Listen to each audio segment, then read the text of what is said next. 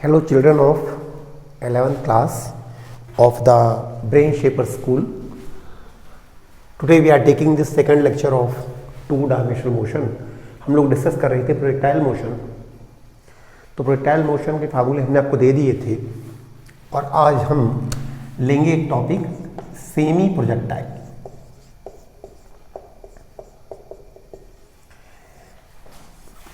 तो जैसे मान लीजिए ग्राउंड है और ये एक टावर है. किसी भी हाइट से अगर हम किसी बॉडी को हॉरिजॉन्टल फेंके तो अर्थ उसे खींचेगी, तो वो ऐसे जाएगा और यहां जाके टकराएगा. और ये जो मोशन है, आप देखिए प्रोजेक्टाइल का ये आधा है. अगर हम किसी बॉडी को ऐसे फेंकते तो वो इस तरह का मोशन करता. इसी का ये हाफ दिख रहा है, इसलिए इसको बोलते हैं हाफ प्रोजेक्टाइल, मतलब सेमी प्रोजेक्टाइल. ठीक है, तो इसे जिस वेलोसिटी से फेंकते हैं u है. तो सेमी प्रोजेक्टाइल की डेफिनेशन क्या हो गई कि when a body is thrown horizontally from a height then its motion is semi projectile motion. तो ये कहलाती, ये जैसे टावर है तो यहां से जितना सामने जाती है वो कहलाता है हॉरिजॉन्टल रेंज r. जो टाइम लगता है वो वही टाइम ऑफ लाइट. ठीक है, और हाइट ये टावर की हाइट ही है. आइए इसे मान लें स्मॉल h.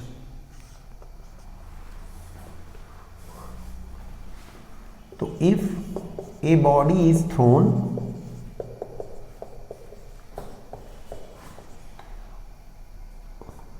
horizontally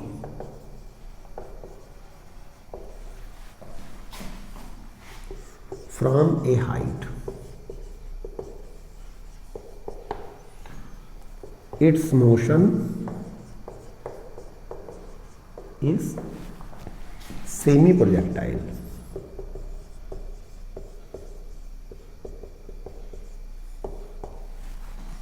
ठीक है, तो इसमें हम लोग फार्मूला निकालें पहले टी के लिए.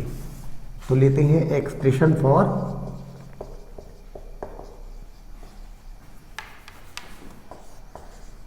Capital T. तो हम लेते हैं वर्टिकल मोशन. कंसीडर, इसमें दो मोशन है, हॉरिजॉन्टल और वर्टिकल. तो आइए बात करते हैं वर्टिकल मोशन की. यदि कोई बॉडी यहाँ मान लीजिए ए है, ये बी है, ए से बी जाती है तो वो सामने भी जा रही है हॉरिजॉन्टल भी और वर्टिकल भी जा रही है. तो वर्टिकल कितना जा रही है, तो वर्टिकल देखा जाए तो वो सी जा रही है और सामने जा रही है सी बी. वर्टिकल जा रही है ए सी और हॉरिजॉन्टल जा रही है सी बी. तो ए सी पर विचार करें, जो टाइम लगेगा वही है टाइम ऑफ लाइट. तो फार्मूला लगा दें S equal to u t plus a t square upon 2. तो वर्टिकल की बात करिए तो S इज एच, U. अच्छा, जो वेलोसिटी है U हॉरिजॉन्टल है, वर्टिकल डायरेक्शन में नहीं फेंका तो हॉरिजॉन्टल वेलोसिटी का कोई कंपोनेंट वर्टिकल नहीं होता, क्योंकि किसी वेक्टर का उससे 90 डिग्री पर कोई टुकड़ा नहीं होता. इसका इफेक्ट इधर 0. तो वर्टिकल डायरेक्शन में कोई वेलोसिटी नहीं है, शुरू में नहीं है, बाद में आ जाएगी. तो यू टी प्लस ए यानी जी वर्टिकल डायरेक्शन में, टी स्क्वायर, तो पी यानी वही टाइम ऑफ लाइट अपॉन 2. तो ये 2 यहाँ आ गया क्योंकि 0 टी तो 0 हो गया. तो 2h अपॉन जी का इक्वल टू टी स्क्वायर. तो टी आ जाएगा अंडर रूट 2h अपॉन जी. तो यही आ गया expression for time of flight. अब आइए हॉरिजॉन्टल रेंज के लिए फॉर्मूला निकाल लें. एक्सप्रेशन फॉर रेंज, ये पहला फार्मूला था. दूसरा लेते हैं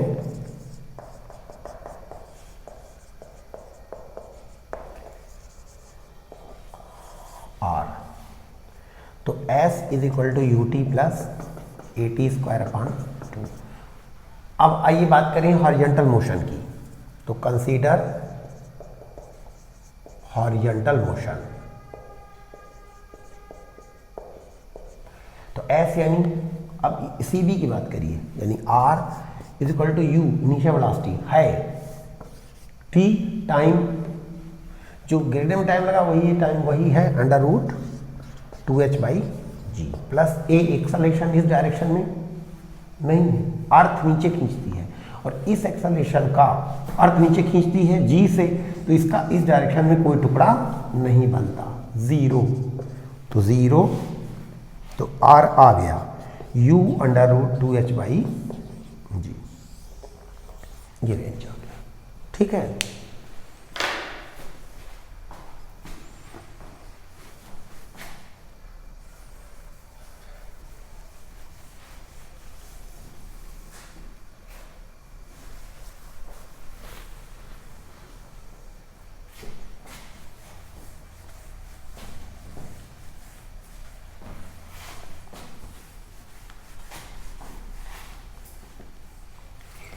अब इसमें एक चीज कभी यार आती है, और वो आती है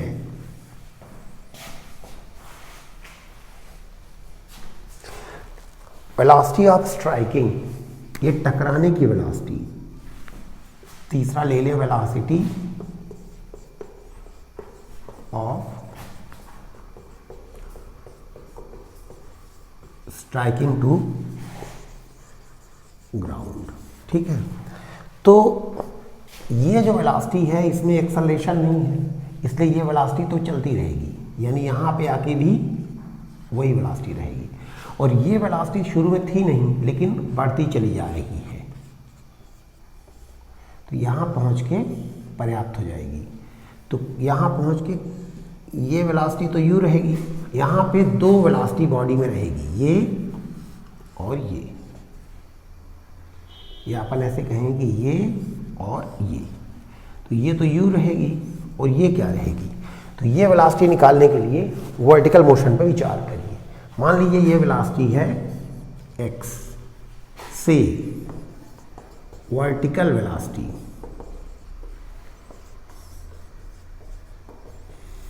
ऑफ स्ट्राइक, टकराने की जो वर्टिकल वेलोसिटी है वो x है, तो फॉर्मूला लगा लीजिए v is equal to u plus a t, तो velocity x is equal to 0 plus g, और टाइम ये रूट, तो ये कट गया, ये रूट जी है, ये जी है, तो कट गया तो रूट जी बच गया, एक्चुअली जी में होता है रूट जी, तो ये हो गया रूट 2gh, तो ये वेलोसिटी आ गई रूट 2gh। ठीक है, तो अब यहाँ पर टोटल वेलोसिटी क्या होगी, ये होगी दोनों का रिजल्टेंट, तो रिजल्टेंट टोटल वेलोसिटी v हो जाएगी under root p square plus q square plus 2pq cos theta, तो इसका स्क्वायर यानी u स्क्वायर प्लस इसका स्क्वायर यानी 2gh प्लस 2pq कॉस 90, मतलब 0, तो मत लिखिए, तो वेलोसिटी ऑफ स्ट्राइकिंग आ गई under root q square plus 2gh। ठीक है, कई लोग ये पूछ लेते हैं कि टकराएगा तो कितने एंगल पे टकराएगा, मतलब हॉरिजॉन्टल से, ये वाला एंगल अल्फा, तो अल्फा पूछा है, तो आप ये पूरा कर सकते हैं ट्रायंगल, ये 90 है, ये अल्फा है, तो tan अल्फा निकाल लीजिए, तो tan alpha is equal to perpendicular upon base, perpendicular ये यानी ये अंडर रूट 2gh अपॉन ये यानी u, तो इससे अल्फा आ जाएगा tan inverse under root 2gh upon u, तो ये इतने एंगल से टकराएगा विथ हॉरिजॉन्टल। ठीक है, तो ये आ जाएगा आपका। तो एक आध बड़ा अच्छा सा सवाल कर लेते हैं, आइए, जिससे आपको अच्छा लगे। तो आपको याद होगा कि कैसे हम सॉल्व करते हैं 2 डायमेंशनल मोशन।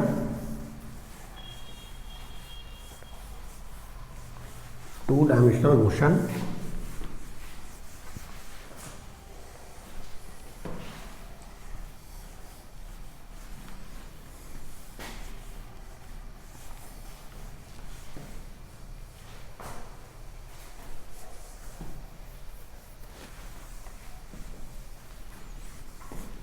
कि हम टू डायमेंशनल मोशन के अंदर हम लोग देखते हैं 2 1 डायमेंशनल मोशंस और दोनों को स्टडी कर लेते हैं। ठीक है, तो आइए एक आध अच्छे से क्वेश्चन ले लेते हैं कि हमने ग्राउंड से एक टावर है, तो टावर की हाइट मान लीजिए 100 मीटर है। ठीक है, तो यहां से हमने कोई बॉडी इस डायरेक्शन मान लीजिए फेंकी, इधर हमने फेंकी 40 मीटर पर सेकंड से, तो क्या करेगी वो? अर्थ खींचेगी तो वो ऐसे जाके टकराएगी। तो पूछा है कि रेंज बताइए। ये टावर है, फाइंड हॉरिजॉन्टल रेंज।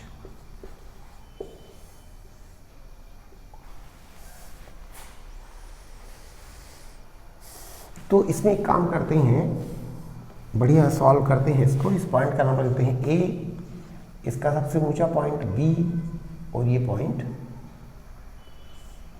सी। तो अगर देखा जाए तो इस मोशन में ये 2 डायमेंशनल है, इसमें बॉडी सामने जा रही है और नीचे भी जा रही है, अच्छा ऊपर भी जा रही है। ठीक है, तो अपन एक काम करते हैं, इसको बढ़िया से एक एक मोशन को स्टडी करते हैं। तो अगर हम हॉरिजॉन्टल मोशन की बात करेंगे तो बॉडी इधर कितना जा रही है, तो यहाँ से कितना जा रही है, इसको अपन डी बोल दें, हॉरिजॉन्टल मोशन डीसी। और वर्टिकल कितना जा रही है, तो पहले ऊपर जा रही है इतना,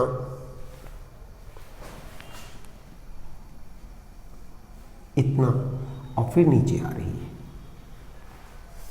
ठीक है, तो एक एक करके स्टडी कर लेते हैं। तो पहले ले लेते हैं एक्सप्रेशन नहीं, क्वेश्चन आया, क्वेश्चन चल रहा है ना, फाइंड टी एंड आर। ठीक है, time of flight horizontal range. तो कंसीडर, अब इसको सॉल्व करते हैं। ठीक है, कंसीडर वर्टिकल मोशन। आइए वर्टिकल पर बात करें। वर्टिकल मोशन में याद रखिए कि अगर कोई बॉडी हम ऊपर को फेंकें तो ऊपर जाती है, फिर नीचे गिराती है। अगर नीचे जगह हो, भाई हमने यहाँ से फेंका तो ऊपर गई और फिर यहाँ लौटी और नीचे भी चली गई, यही मामला है। तो इसमें हम चाहें तो इस मोशन को 2 हिस्से में या 3 हिस्से में डिवाइड करें। कैसे? एक हिस्सा इतना, दूसरा इतना, तीसरा इतना। वैसे 2 ही हिस्सा करना चाहिए, एक इतना, दूसरा इतना, क्योंकि इतने को अलग करने की जरूरत नहीं है, क्योंकि वो तो सड़ निकले जाएगी। 2 हिस्सा, इतना इतना। और बुद्धिमान लोग जिनको वेक्टर का आइडिया है, वो चाहे तो एक ही स्वीप में, एक ही बार में पूरा कर ले। मतलब एक बार में ये एक बार फार्मूला लगाएंगे। कैसे? आइए देखते हैं। वही हम करेंगे कि हमारी बॉडी यहां से ऊपर गई और नीचे आई, हम एक बार में कर लेते हैं। तो यहां से देखना, यहां से ये एक्चुअली क्या है, जा ऐसे रही है पर इधर जाने को भूल जाए तो फिर इतना ही ना बचा। तो बस वर्टिकल पर बात करिए, हॉरिजॉन्टल बात मत करिए, एक एक करके स्टडी करेंगे। तो यहां से चली, इसका एक नाम रख देते हैं बी, एक्चुअली बी यही है पर एक नया नाम दे दें ई, AED पाथ है AED। AED की बात करें तो फॉर्मूला लगा दें, यस इज इक्वल टू कर देते हैं UT + AT²/2। अगर कोई बॉडी A से E से D चलती है तो डिस्प्लेसमेंट देखा जाए तो पहला पॉइंट और अंतिम पॉइंट के बीच का डिस्प्लेसमेंट यानी AD यानी 100 मीटर। अब इसमें हमें बाकायदा यह निर्णय करना पड़ेगा कि माना ऊपर को प्लस, नीचे को माइनस। तो AD 100, नीचे को तो -100। U ऊपर को, तो ऊपर भाई कितने से फेंका है, तो इधर को ना है, हमको इधर को चाहिए। एक काम करिए, मान लीजिए ये एंगल भी दिया रहेगा क्वेश्चन में, मान लीजिए ये एंगल दिया है 30 डिग्री, तो ये 40 cos 30, ये नियम है कि इससे जुड़ा हुआ cos, और ये है 40 sin 30 यानी 20। साइन 30 हाफ होता है, तो u जो है ऊपर को है 20 तो plus 20 into T time, time पूरा जो इस यात्रा में लगा एडी में जो टाइम ऑफ फ्लाइट है, इस पूरी यात्रा का टाइम क्या है, टाइम ऑफ फ्लाइट, तो टी प्लस एक्सेलरेशन, अर्थ नीचे को खींच रही है, ऊपर भी जा रही थी बॉडी तो अर्थ नीचे खींच रही थी ना, तो नीचे को ही था, अतः -10 T capital T square upon 2। तो इसको सॉल्व करके आप टी निकाल लीजिए, तो टाइम फ्लाइट आ गया, फिर हॉरिजॉन्टल मोशन ले लीजिएगा, ठीक है। तो आप इसे आसानी से सॉल्व कर लेंगे, -100 इज इक्वल टू 20t और ये आ गया -5t स्क्वायर, ठीक है। तो मेरे ख्याल है कि 5 से डिवाइड कर दीजिए, तो -20 is equal to 4t minus t square, t square यहाँ उठा लाइए, तो t square minus 4t minus 20 is equal to 0 कर ही देते हैं अपने से ही, तो t is equal to -b plus minus under root b square, 4 का स्क्वायर 16 माइनस 4 इंटू ए यानी 1 इंटू सी -20 अपॉन 2a यानी 1, तो t कितना आ जाएगा, तो t आएगा 4 प्लस माइनस अंडर रूट, ये कितना हो गया 96 अपॉन 2, तो 4 प्लस माइनस रूट 96 कितना हो जाएगा, रूट 96 को शॉर्ट में निकालना सिखाता हूँ आपको, इसको आप कह सकते हैं रूट 100 माइनस 4, तो 100 का रूट आ गया 10 माइनस 4 अपॉन इसका डबल 20, 1 अपॉन 4.20 मतलब 1 अपॉन 5, 1 अपॉन 5.2 तो 9.8, तो ये हो गया 9.8, शॉर्टकट है ये अपॉन 2, तो 4 प्लस 9.8 अपॉन 2, 4 माइनस 9.8 अपॉन 2, तो 4 माइनस 9.8 माइनस में हो जाएगा, छोड़ दीजिए, 4 प्लस 9.8 है 13.8 अपॉन 2, तो 13.8 अपॉन 2 मतलब 13.8 अपॉन 2 कितना टाइम आ गया, 13.8 अपॉन 2, तो 2 6 12 113 6.9 सेकंड टाइम आ गया, ये टाइम आ गया, तो आप कंसीडर हॉरिजॉन्टल मोशन, तो डीसी पे विचार करें, S equal to u t plus a t square upon 2, तो यस डिस्प्लेसमेंट ये वाला R जो कि पूछा है, अच्छा एक आंसर आ गया, ये एक आंसर था ना, R आ गया, U इनिशियल वेलोसिटी ये वाला टुकड़ा 40 sin 30 मानी 40 cos 30 मतलब 0.866 रूट 3/2, तो ये कितना आएगा पता है,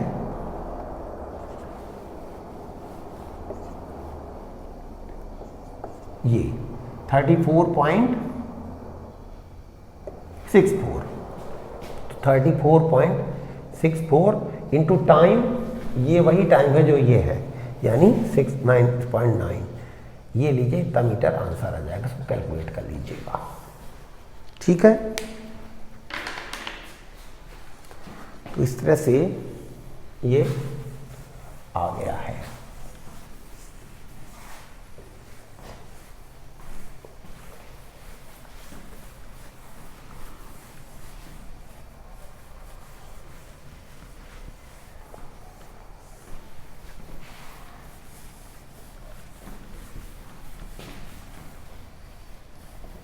तो यहाँ पे आज का प्राण क्वेश्चन ये है कि अभी हम लोग जो पिछला डेरिवेशन ले रहे थे उसमें वेलोसिटी ऑफ स्ट्राइकिंग निकाल रहे थे, जो कि 2 वेलोसिटी निकाली गई उनका रिजल्टेंट करके निकाला गया, तो वो जो 2 वेलोसिटी थी जिनका रिजल्टेंट करके आपने फाइनल वेलोसिटी निकाली थी, वो दोनों वेलोसिटी के बीच एंगल कितना था, option 1 60 degree, option 2 0 degree, option 3 90 degree, option 4 none of these, वो दोनों वेलोसिटी के बीच का एंगल क्या था। So thank you very much for watching, और अब हम अगले लेक्चर में सर्कुलर मोशन वाला शानदार चैप्टर पढ़ेंगे।